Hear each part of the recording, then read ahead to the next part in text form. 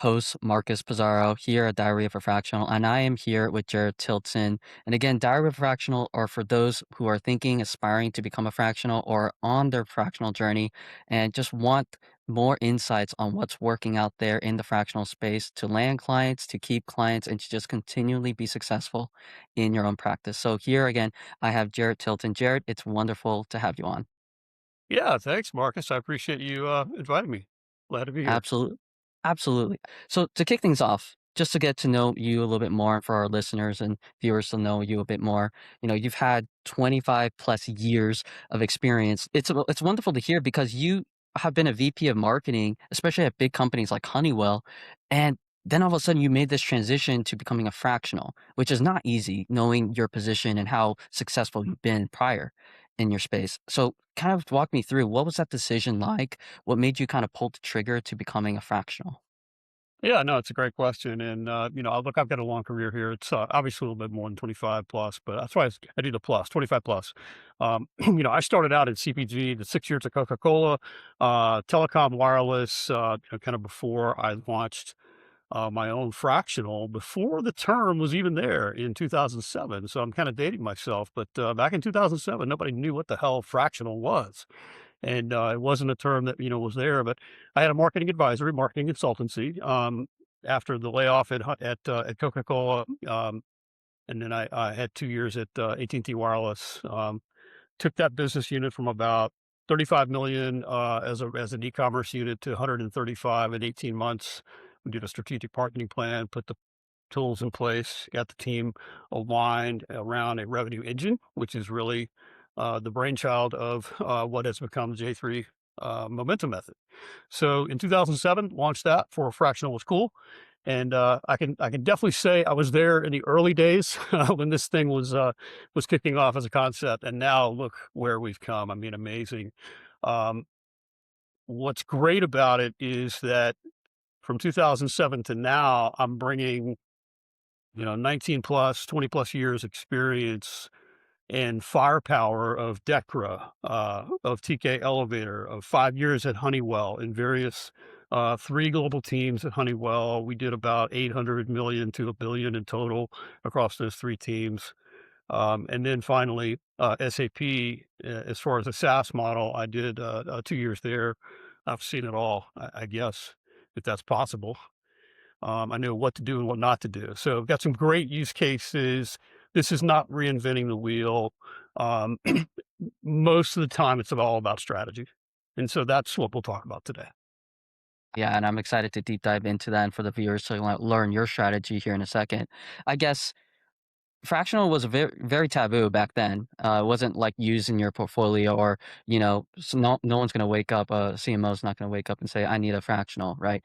So I was curious, like, what made you be full time versus just in house full time as a job per se? Was there like a specific moment? Yeah, it's funny because I think it was probably a Thursday evening at Honeywell, late night. We had a European launch coming up that following week. We were under the gun, transforming into 8 different customer verticals, just blowing up and redoing the entire go-to-market plan. So we had a new strategy on the doorstep of that campaign launch. And so there was a lot of angst from the team, my team in Europe, my team here in North America, and making sure that we were all in the right seats, doing the right thing with this what we had just built, which is a lead to revenue engine. And so wildly successful, 700 plus K in pipeline and 402 million in the first 18 months of that launch. It worked out pretty well. What I realized, though, this is what's interesting because you're kind of getting to the heart of why we do this as fractionals. But I noticed that the first 90 to 180 days of any of these stops that I've had along my career is really what I call that transformation zone. And so, what does that mean? It's basically coming in and diagnosing what is going on, doing an audit, getting a full overview of kind of where companies need to go in terms of their go-to-market strategy, and then getting everybody aligned around a true revenue engine, right? And so the magic really happens that first 90 to 180 days. After that, CMO's time is like mostly politics and management and putting out a lot of fires and headaches because it's not, it's fun. And so I discovered what was it about those first 90 to 180 days. And so that's what really birthed this concept of putting this all together. And now in an age of AI, leveraging the AI stack, which is changing daily, and making sure that companies have that knowledge. Because most of the time, it's not an execution problem, it's a strategy problem. And the execution Mm, is all over the place with most of these companies. Let's just be honest, yeah. especially the startups and the growth stage companies, especially PE back. They are on a timeline of exit, and they need to get marketing right and do it now. And so this fits in really well. So anyway, that's kind of my story. No, I appreciate you sharing that. Now, you kind of alluded to it, which I wanted to talk to you about, which was your J3 momentum method, really your proprietary marketing system. And to kind of give you context, a lot of fractionals, maybe even listening to this, they kind of just take what they know, take what they've experienced, and run with it as quote unquote a service, which is not bad. Inherently, that is you. You are the service and product, but you created it more as a framework, a system, a strategy. And I'm doing these episodes, honestly, I've already found a pattern that people who've been a fractional for 30 plus years, 25 plus years, they've created a system, a not cookie cutter, but a framework, principles that they can just repeat on and on again, and even in different industries. So I was curious, can you touch on how that has helped you versus, again, a fractional commonly just wanting to deliver their services based off their experiences instead of a framework or principles? It's a great question, and I would answer it this way. Look, this is a crowded space now. You've had 400% plus growth in fractional CMOs, especially over the last 2 years. It's just a flood of the market. So you're essentially known as a freelancer if you say, I offer fractional services, fractional CMO services. Well, you're in a crowded space, and you just better hope and pray for luck that you're going to get business because it's too crowded. You have to create differentiation. It's branding 101. um, Go from freelancer to what is it that is about your practice that brings people to say, why would I want to buy your service or why would I want to hire you? And so that really boils down to having a system or a methodology that is attractive to companies. So you go from saying, I'm a fractional CMO to I'm a fractional CMO for B2B industrials who need a predictable revenue engine and they need it yesterday. That changes the dynamic. Now you're not really competing against everybody else that says, I offer fractional CMO. You're very niche and very specific to driving a particular outcome in a system that you can hand off to a client and basically get them their growth objectives. And that's a whole different mindset. And it's a whole different reframe in terms of how you're selling yourself in the marketplace. And that's where we've had a lot of success is, having that conversation. I call it niching down. Don't try to be all things to all people, and that was the mistake that I made early on. And if you can learn from any of that, it is that, hey, I thought that being a jack of all trades and having, multi-industry, 10 verticals was a strength. It is in the sense that, and you face different challenges, but Yeah. you got to boil it down to that's just noise in the marketplace because they don't know where you land. But if I niche down and I say I'm really good at B2B industrial or B2B SaaS and PE-backed industrials, have had a lot of success in driving growth trajectories for companies in that space and delivering on a predictable revenue engine. And that's what the J3 momentum method is all about. And momentum is by design, by the way. That's a term that, from a branding view and from a marketing view, works really well for logistics, supply chain, industrials. It's definitely a product branding name that when you put my brand in front of it, J3, it's a trademark, and I have that. And so, it works out really well. But it's a proprietary 90-day operating system. It's literally, we stand up a marketing function and we build a demand engine in 90 to 120 days. And that's from diagnose, define, design, deploy, and drive, the 5Ds. I call it 5D. And so that's memorable, right? And so we try to keep it simple. But that's how I would phrase it. That's amazing, and I think the biggest takeaway for our listeners right there, if they remember anything, it's how do you differentiate yourself, especially in this exponentially growing market where people are using the term fractional, and that's good, right? You wanna differentiate yourself and kind of help yourself um, be unique in this market, right? You have unique experiences that you can create your own methodology, your own framework that people can remember you by, and the way you do it, no different than the 5 Ds, right? And so that's really amazing. Did you start that right away when you became a fractional, or you just, you know, realized that this was the better way, or maybe someone taught you this? I was curious where the origin of J3 came A from. little bit of trial and error, but a lot of branding, understanding brand expansion, building brand plans for companies and launching those as a consultant, as well as my own brand and knowing how to do it right and creating that separation differentiation in the marketplace because it literally, Donnie Deutsch was years ago, one of the guys that I followed.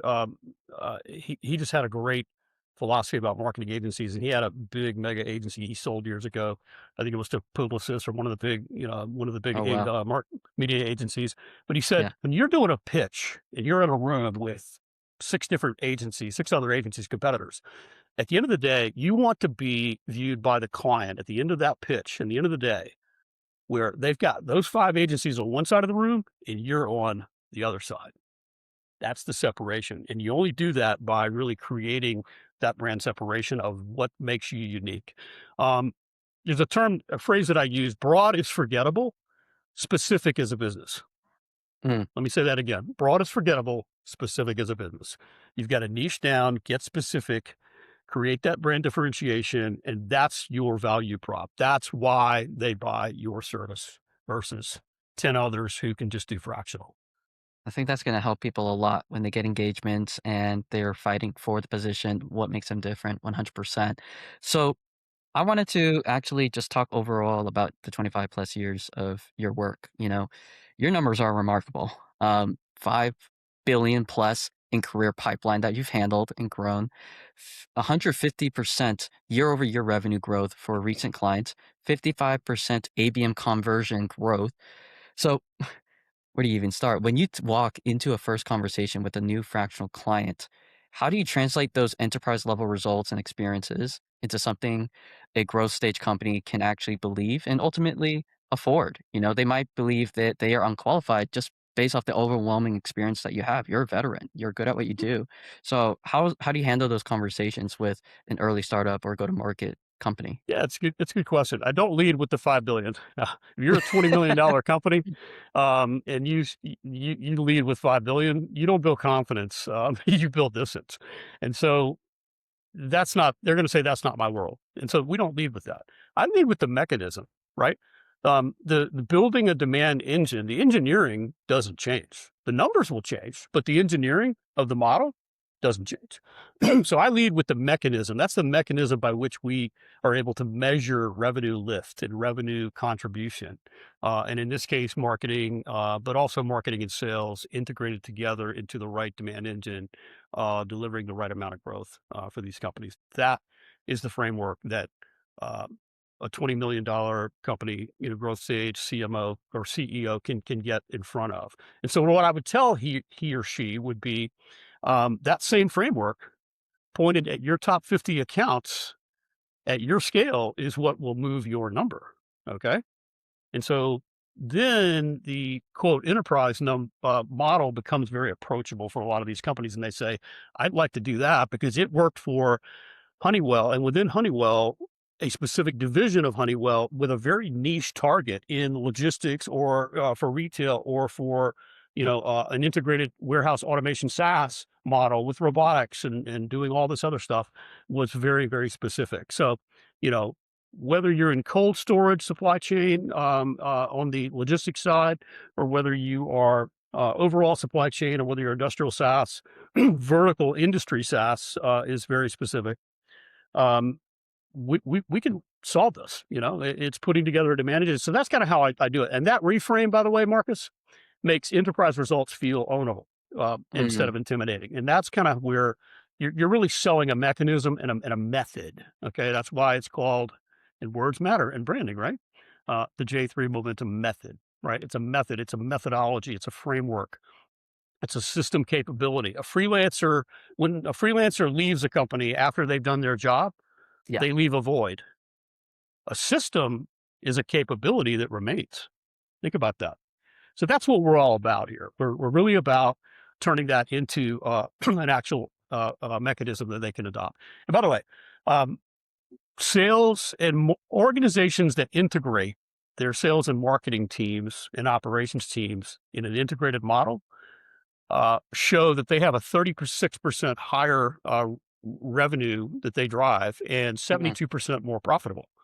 Wow. That's not Jarrett saying that. Don't take my word for it. That's fact. I mean, that's out there. So look, a lot of these companies can't afford a CMO. And as someone who's going to come in and do strategy and leadership and run the team, point the team at the right execution. A lot of these companies are just floundering. They're doing a lot of content marketing. They're just throwing stuff out on social media. Now they're in an AI age. They can't figure it out. I'm about to get my AI certification too. That's going to be game changer in terms of the next stage. But For um, sure. I already use a lot of AI. I mean, do it every day for clients. And now in the agentic world, there's a lot in terms of problem solving that we can do to accelerate that growth curve. Um, but the bottom line is, don't take my word for it. The fractional model definitely works. You're able to get senior leadership like myself, who's been there, done that, and now is out in front in terms of leadership on the AI demand gen front, and can provide that at a fraction of the cost. And that solves your strategy problem because it's normally getting your people aligned, coming in, owning strategy and leadership, and owning the number. I mean, that's what CEOs want to be able to do, is to have their marketing leader own the number and be a partner in revenue. And so you go from a cost center to an actual revenue partner. And that's the shift in the dynamic that I think the successful fractionals are doing today. That's a lot of gems that differentiate you in terms of not only model, but in the client's head, the perception of your value. It's inherently the purpose behind being a fractional is the value you have and the purpose of them being there. The tangents I love hearing on these calls already that I'm speaking with fractionals and you yourself now is you're building something that will last. It's built to last even if you step out. And that's what inherently most cycles are for a fractional is you're there for 3, 6, maybe even a year, right? 6 months. And you're building something that will last and that the company can sustain. You did touch on something here, a lot of AI, managing teams. And I know at Honeywell, you managed a big team. I think it was a 22-person global marketing team. Is that correct? 22. And then we had external agencies. They had another probably 15 folks on top of that. So, yeah. Wow. 37 in total. And then you go from that in Honeywell to fractional work, where obviously you are the product itself, right? The service. So what was that kind of shift in management? Obviously, you mentioned nowadays you're using a lot of AI, but that in the beginning, when you switch from what you did to fractional, it must have been a huge shift. A lot of our fractionals maybe here are listening, come from a corporate background, managing a team to now doing this themselves and, juggling 5, 10 different balls and different tasks in their business now. Can you talk more about how you transitioned and honestly made that smooth, if it was smooth for you? Yeah. So the honest answer is it's not what people would assume. I was managing 22 direct and then, 15 indirect, mix of contractors, partners, agencies, and a $5.5 million budget. But I'm not doing the execution myself. I've actually got people in the seats. I hired most of those teams, so we built them in terms of the building blocks of putting them in the right seats with the right strategy, and that's really what you're paying for. I liken this to being a physician. Um, I read the lab reports. I don't draw the blood. I'm not doing the CT scans. I'm not, a radiology or a lab tech. But I'm reading the reports. That all comes to me. So I'm diagnosing. I'm going in with an audit, looking at your CRM data, looking at your website, how that's performing. How are you doing content marketing? What's the reporting? What's the data movement? How's that flowing? Where are the leaks in your CRM? Where are by lead stage? What's happening there? So I am more about really diagnosing and then coming up with a prognosis and then prescribing a treatment plan. And then I lead the team that then delivers that and manages that to a healthy outcome. So that's the way that kind of I look at the way that we do and deliver these demand engines. And kind of, I step in and own the number, take accountability of that, and lead with the strategy and put together the right GTM or go to market strategy for them, put people in the right seats aligned to that strategy so that they can execute, so that all that they're paying for the execution, if they've got one person on the marketing team or if they've got, 200, we want to make sure that the execution work that they're doing is aligned to the right strategy. And most of these companies, they have a strategy challenge. And so that's where I think the fractional CMO model is really attractive. They can't afford, to pay a 300 to 400K annual salary for a CMO. They're not there yet. But fractional bridges that gap because they're able to get the strategy and the leadership and the execution with the right model in place to be able to then scale. And so that's kind of the way I look at it. So what do they get? Day to day, I'm developing the go to market. I'm running the calls. I'm aligning sales and marketing. I'm making sure that the execution machine is in place to deliver on the strategy. And that's a big thing. And then I'm owning the number. And so, we track that. We've got great data modeling and reporting that takes that mindset shift and really gets them comfortable with me leading through the team and through the other people to execute that strategy. Yeah, you're orchestrating the whole entire choir. You're orchestrating the band, the strings, the winds, the brasses, and they're reporting back to you so that you have this beautiful ensemble, and that is a wonderful thing to hear. And as a fractional, how do you balance when someone, even at your own fractional client, wants to ask you, "Hey, you've done such a great work. Do you want to work full time?" Versus just saying, "No, I'm a fractional," and that's what I said in the beginning. I'll try to be pragmatic rather than dogmatic on this. So there's a unique distinction there. Fractional is my default, and it lets me provide a compounding effect. It lets me live in that transformation zone, that 90 to 180-day transformation zone. And I can do that with multiple clients at the same time rather than going in the corporate role, which I've been many times, and doing that the first 90 to 180 days. And then you don't experience that again for another 3 years.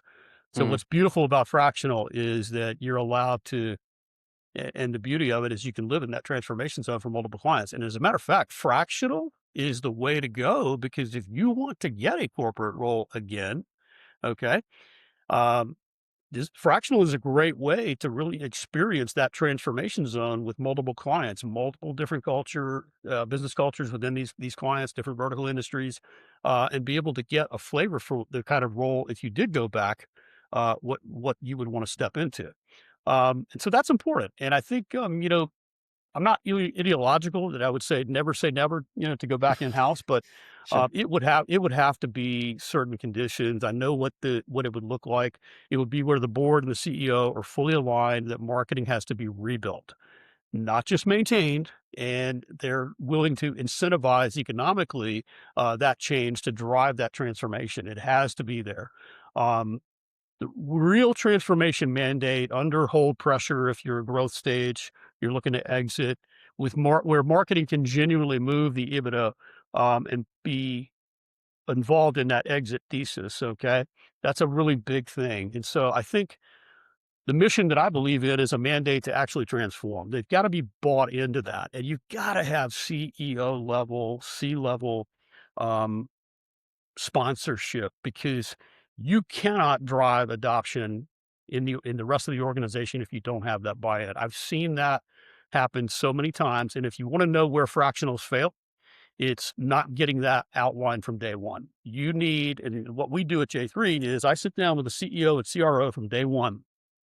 What am I gonna be able to control here? We are gonna be able to control be able to do this transformation. What are the revenue numbers? What are we looking at? Where do you want to achieve it?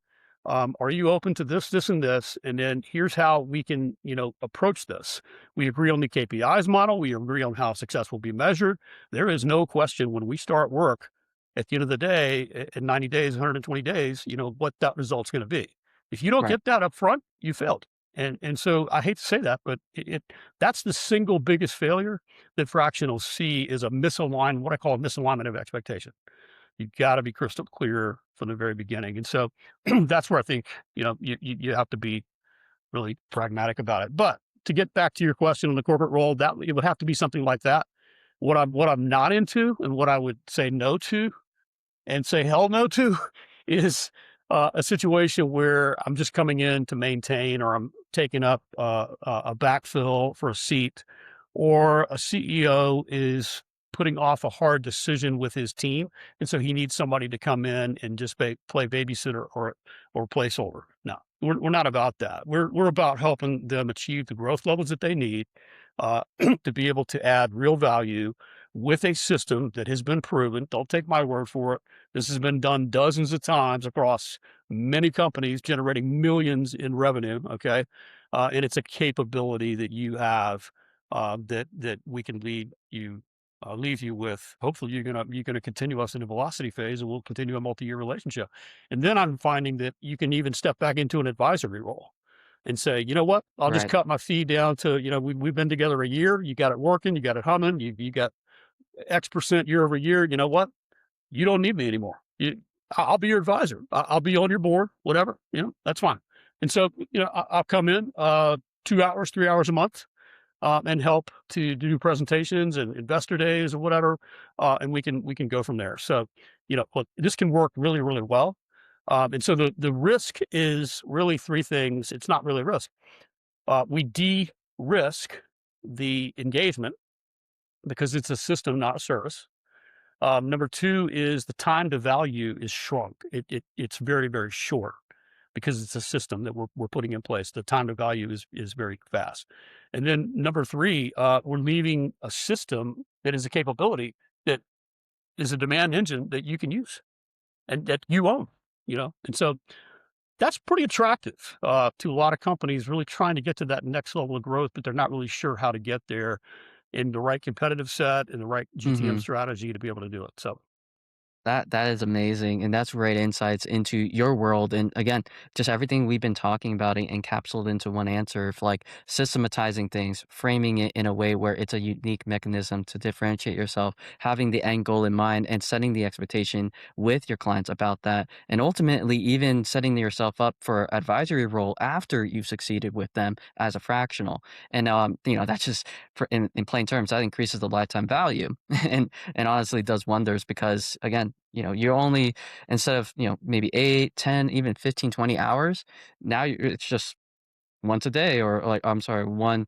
hour a month, really, and that's really high leverage action right there, and they appreciate that because of the intense work you did as a fractional, so that's well put. Well, to kinda close things out, which you've already shared a lot in not only your experience, but how you've navigated in building an everlasting practice and differentiating yourself, what would you say to yourself would be the number one lesson, I guess, if you had to speak to Jarrett back in 2007 when you started, or even sooner, what would be the number one lesson for someone like that or someone who's just getting started as a fractional? yeah, it's a great question. And look, I would say, to my younger self and for those out there who are thinking of getting into fractional, not sure going to make the leap, those who are early stage, who are coming in, who want to make this a business, I would say treat yourself like a business. You're here for a reason. You're obviously very talented in what you do. You've delivered results in your career so far. Most people have. And even if you haven't, you still can do a fractional. You can acquire that knowledge. And the world is your oyster for all of us. I mean, it's all there. You can get the training, you can get all of that. But treat yourself like a business. So what does that mean? You're not a freelancer for hire. Taking nothing away from freelancers. Some really good ones. They provide a niche. It's great, but it's commodity, and so the rates that you can charge as a freelancer versus what you can do as a fractional, it's obvious the answer to that, right? Yeah. So I think it's four things to boil it down, and the practical advice that I would give. Number one, you got to productize your expertise into a methodology. So productize it, put it into a system. You're selling a system, and that changes the reframe and the value prop for you, and it also creates a brand for you as a fractional. That's number one. Number two would be develop a real point of view and a brand, that's unique for yourself. Do the series, and podcasts like we're doing here Put yourself out there. Talk about things that, you know, you don't have to become an influencer overnight, but my God, you've got a great level of experience. So that's number 2. Number 3 would be, build a repeatable delivery, system. Deliver. It's gonna keep delivering. And that's what necessitated me to do the J3 Momentum method was really 5 stages that in my career that we've done and delivered work. Been there, done that. It's like, what are you doing? Why are you working for corporate? Go live your own dream. Don't live somebody else's dream. And so that's part of it. And then finally, number 4 would be run your pipeline for yourself the same way you do your clients. I'm guilty of this, and that's something that I did in 2007 when I tried to attempt fractional back then is I really didn't treat building my pipeline and bringing on clients the same way I did building demand gen systems for clients. Eat our own dog food, eat our own whatever, do it for yourself too. You got the modeling, you're definitely talented. So I would say those things: productize your expertise, methodology, develop a real point of view with your brand, build a repeatable delivery system, and then run your pipeline the same way you do for your clients. So that's my 4. Yeah. I appreciate that, Jared, and I'm pretty sure a lot of people appreciate your insights, your POV, and being on here. So, if you want to connect with Jared, he's more than happy to connect with you. We'll leave in the show notes in the descriptions below his LinkedIn, so you can connect with him there, follow him as well, and his emails. We'll leave a link to his website, Momentum Method. If you want to just actually swipe and take a look at what he's doing and kind of emulate it. J3global.co is my website. And then my email is Jarrett at J3global.co.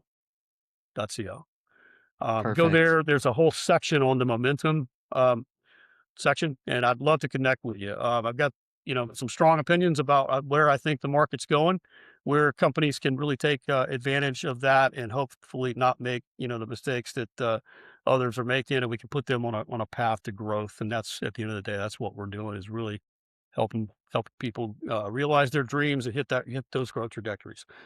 Yeah, might need to do a second episode, especially on projections and where the market's going. That obviously is a Love it. huge one for people to know. But again, thank you guys for listening. If you found this valuable, I would love to read your comments of what was the number one takeaway. I read every single one of them.